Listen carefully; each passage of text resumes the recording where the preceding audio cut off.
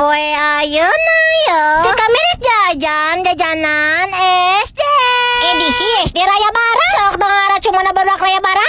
Nah kayaknya sekarang langsung sapok gini ngalih simang tukang naon atau tukang keripik atau tukang naon tapi dah meni warna-warni si gakia tuh. Ari dajek simang nama itu jajanan jadul cenah sok atuh komen barudak sahanu nyaho ya keripik naon atau kerupuk naon atau dahar naon pokokna mah komen heuh ngaranna naon sakali teh minta apa. Barang nikadaran teh alah teksturna teh bener-bener ngepros tapi di tengah teh aya gigirinjilan si gaki si jeli-jeli si gaki tuh atuh. Kabeulana teh ya simang tukang naon deui atuh kami teh teh meni bingung cenah cek simang teh teh kentang dibayakeun tarigu cenah nyanggeus ulah kami teh dicoba 5.000-an mang cik ngeuna atuh henteu.